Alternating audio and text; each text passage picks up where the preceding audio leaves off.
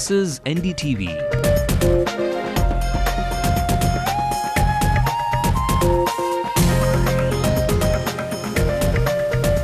And you're watching NDTV Hindu.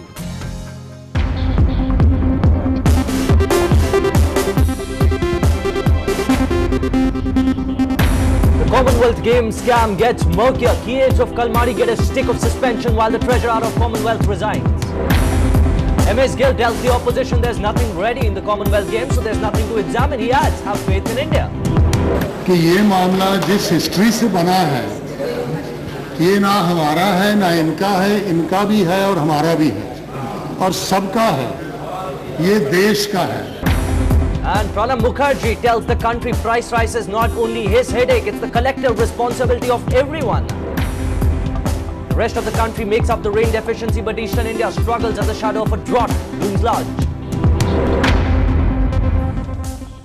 Hello and welcome, I'm Sai Manish and you're watching News Tonight. While every national channel in this country is going gung-ho with the murky scam that has hit the Commonwealth Games, which is by every means, and I'm sure you'd agree, a shameful indicator of how Indian administrators can mess up with the responsibility that's given to them. Of course, we'll get you that. But here in Tamil Nadu, a similar instance of administrative failure and corporate greed is emerging. The culprit is SIPCOT, and those at the receiving end are poor, unsuspecting residents of a little-known village called Terwoi. We will get you that full expose of SIPCOT's bizarre claims and how the government of today is becoming a land shark. Before that, here's a look at our top stories. An NDTV Hindu expose, look at how SIPCOT has bended rules to steal from the poor to set up an SCZ.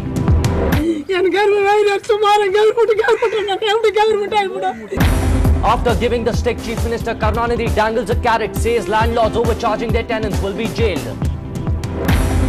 CPM State Secretary alleges party men in Madurai are receiving death threats from the DMK. Global leaders hit out on the Sri Lankan government for marginalizing the Tamils, say Colombo has to let the United Nations do its job.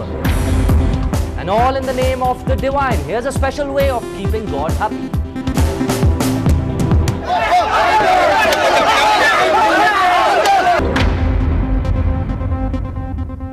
Well, a fortnight ago, NDTV Hindu brought you the story of how land meant for community purposes was grabbed by the ruling DMK to build an SEZ in Terwoi village in Tiruvallur district. In a second round of investigations, NDTV Hindu has questions for SIPCOT. Has the corporation bent rules and built a highly damaging investment hub? Environmentalists wonder if SIPCOT's own assessment of the threat to people's livelihood is a contradiction in itself. An indication perhaps that for industrialization, the government will go to any extent.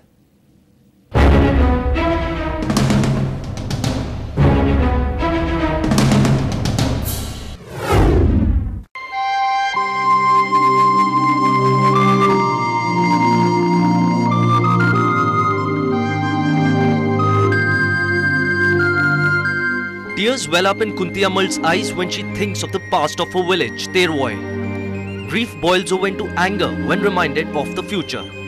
At her age, she obviously can't lead a crusade, not even a protest. But the ferocity of her determination not to let SIPCOT's Special Economic Zone come up on the lands her forefathers fought for is evident. Here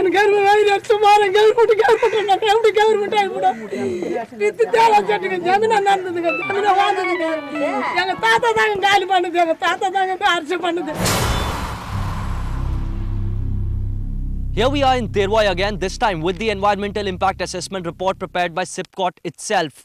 Now, one look through this internal document of SIPCOT and you'll realize that more than an environmental impact assessment, this is a marketing and sales document which hinges on near absurdity. For one, social, economic and environmental parameters are totally ignored, and this is more like a sales document aimed at luring foreign investors to pump in millions of dollars to buy these pristine lands for cheap. Look at this document. Its nemesis lies in its own contradictions.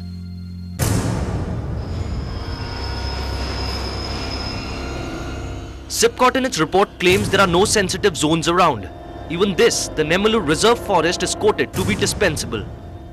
Adjoining area is a reserve forest, and also it is a water catchment area.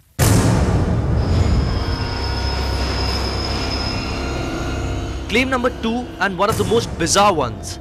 SIPCOT has said that the Michelin tire factory and a glass factory that will come up here are neither air nor water polluting. Activists claim that one of the prime suspects responsible for dead fishes floating on the river Ganga in Haridwar is the Birla Tyre factory in Luxor.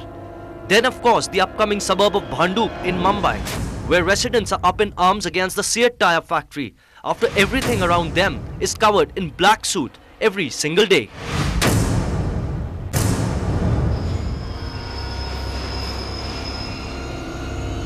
Claim number 3. SIPCOT maintains the entire land is barren with no human habitations. Photos with NDTV Hindu show SIPCOT officials clearing vegetation, chopping trees and even pouring acid over them to prevent further growth. All this under police protection, with a DSP in attendance. Just within 3 kilometers from Terwoi, there are 3 villages including Karadiputtur and Sagar Reddy Kandigai. SIPCOT itself admits there are 7 villages within the non-permissible radius of 10 kilometers. When NDTV Hindu contacted the top brass of SIPCOT, they refused to comment, even off the record. They cut the trees and they done great damage, and also we saw our own eyes there are huge borewell being done here in the forest. Yeah.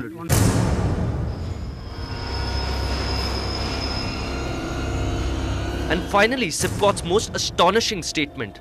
Social acceptance to its Terwoi SEZ is encouraging. Listen to the villagers of Terwoi yourself.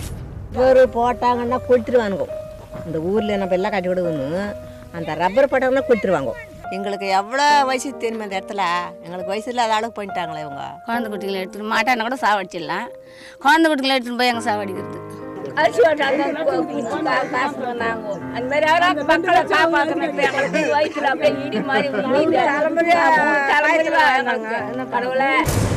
This evening, a symbol of destruction menacingly rolls by. That court orders and India's laws are being blatantly violated in Terwoi hasn't yet sunk in for many. In 1856, Kunti Ammal's grandfather took part in a peasant revolt that shook the foundations of Zamindari system in Terwoi. 150 years later, the Zamindars are gone, only to be replaced by a tyrannical government and a spineless, unpolitical middle class, which couldn't care less about these people losing the basic rights. With camera person Raja Singh, this is Sai Manish for NDTV Hindu.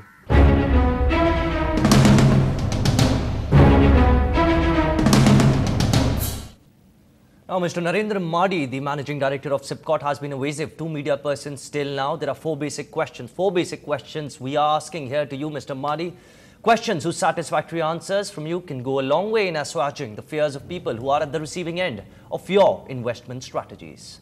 Let's move on. First, you give the stick, then dangle the carrot. Well, that's what Chief Minister Karunanidhi has done after hiking electricity charges in the state. Now, if you are a tenant being charged unfairly by your landlord, you can put him behind bars. But is this just an eyewash by the DMK? Shabir Ahmed reports. This 30-year-old resident of Chennai says he's a victim of overcharging. He says whether or not he used the electric power in his rented house, he pays more than 200 rupees every month. வீட்டில் வாடகை தான் இருக்கிறாங்க வீட்டில் இப்போ பார்த்தீங்கன்னா ஒரு tea plate ஒரு fan அதான் சீலிங் ஃபேனு ஒரு டேபிள் ஃபேனு ஒரு டிவி இப்படின்னு போட்டால் 200 கேட்குறாங்க சார் மாதம் ஆனால் கம்பல்சரி அதாவது வீட்டில் இருந்தாலும் இல்லாட்டாலும் கம்பல்சரி 200 கொடுத்துடணும் அது இல்லாமல் பார்த்தீங்கன்னா இப்போ நடுவில் வாஷிங் மிஷினோ ஃப்ரிட்ஜோ கிரைண்டரோ ஓட்டினா அதுக்கு தனியாக 100 கொடுத்துருங்கன்னு சொல்கிறாங்க அதேமாதிரி சரி ஓகே கொடுத்துட்றேன் சார் எங்கள் வீட்டில் எப்படி தான் பக்கத்தில் எல்லா வீட்லையும் எங்கள் வாடகை பக்கத்தில் இருக்கிறவங்களாம் எல்லாரும் அப்படி தான் கொடுக்குறாங்க.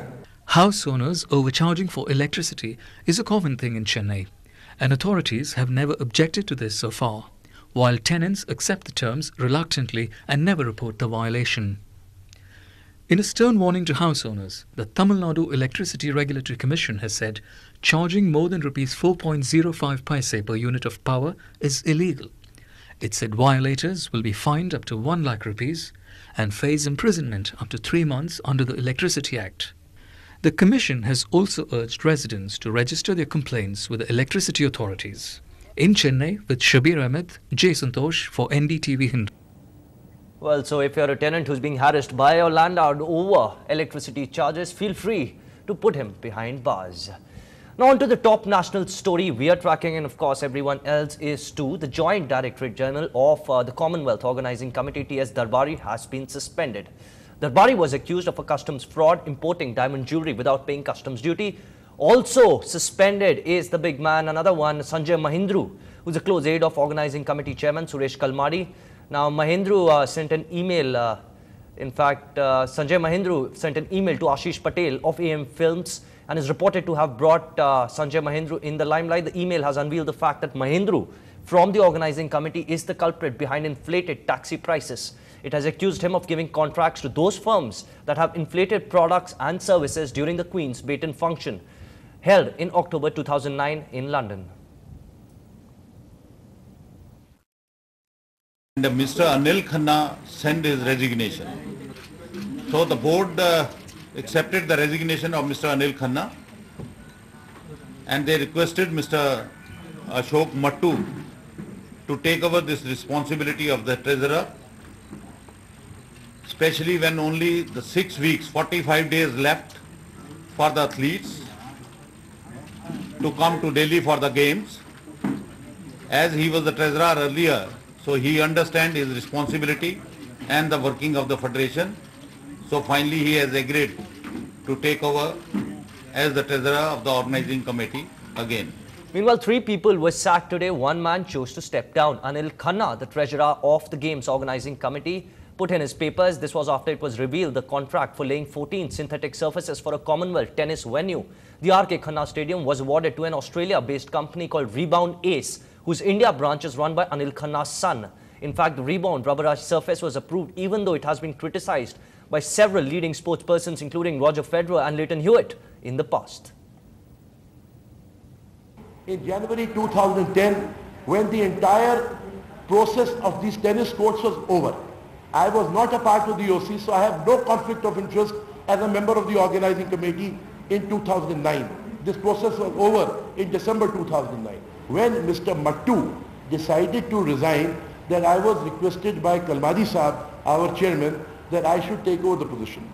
I had expressed to him that I'm a person who doesn't have that much time, but on his compulsion, I decided that it was my duty to serve the nation in whatever manner I could do, and I decided to join the organizing committee. I understand that the Rebound Ace also is looking forward to associating itself with Commonwealth Games and therefore has given such a low quote. The next best offer, I believe, was from another manufacturer, which is the same company, Decoturf and FlexiPair, whose representative is Mr. Mahesh Bhupati and Gaurav Naitakar of Pune, whom have done the courts in Pune, where no tender was invited. Their company had given a quote which was, I think, 40 to 50 lakh rupees more than Rebound is. So I think the government of India has saved 50 lakh rupees by going through the tender process, by going to the International Tennis Federation and selecting an international standard substitute. Meanwhile, as heads rolled and people stepped down in the organizing committee, the Sports Minister M.S. Gill in Parliament was also in the middle of the storm. He was responding to questions on the preparations for the Commonwealth Games and said that CWG preparations are only on paper and that he will not be able to inspect everything. He's also ruled out the possibility of an independent inquiry into the corruption charges against certain officials.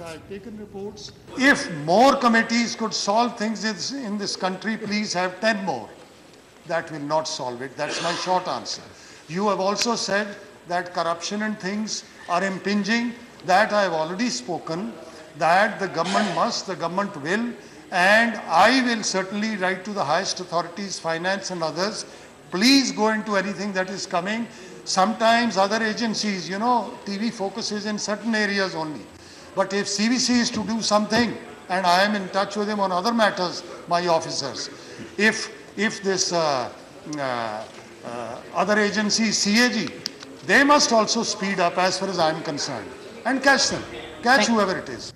Well, let's get you back from the Parliament to the city. Now, the 36-hour storming operation called Operation Hamla came to an end in Chennai with the apprehension of a few commandos who tried to breach the security cordon in the guise of terrorists. These commandos were called Red Force and they were assigned to breach the security and enter vital establishments, shopping malls and railway stations in a bid to cause major damage. More than 40 such commandos were pressed into service. On the other hand, the people who defend them were called the Blue Force. The State Police, along with the Coastal Security Group, Navy and the Coast Guard were part of this force. Idea is that when this kind of situation comes, how much prepared we are. And when we got the message about the different accused going different places and all, so I think our officers, I mean, they will put their best efforts, and almost 100% people were picked up. We put the commandos as terrorists because they also get to understand how the terrorist mind works and what kind of route he can take. In that kind of topography, how would he think, how will he use the topography? That is why we put the commandos, so that when you put your foot in the foot of the terrorist, you get to know how will he use the terrain that's available, and how will he think in the concerned terrain. Now, the CPM, which is not, of course, a big player in Tamil Nadu, a big political player in Tamil Nadu, has come out with a shocking disclosure at the receiving end of these allegations is the DMK. Now, Ramakrishnan, the secretary of CPM, has said that his party workers in Madurai are being threatened, in fact, given death threats by DMK party men. DMK, though, has denied any such report of any death threats being given to CPM cadre. விமர்சிக்கிற போது அந்த விமர்சனத்துல இருக்கக்கூடிய விஷயத்தை எடுத்துக்கிட்டு அரசோ மற்ற நடவடிக்கை எடுக்கணுமே தவிர அதுக்காக உங்களுக்கு இப்படி ஒரு ஆளுங்கட்சி வன்முறை என்பது மோசமானது இல்லை. We're slipping into a very short break right now. Up on the other side, Maharaja loses his entire property worth 30,000 crores, and guess how? And here's a special way of paying your respects to God.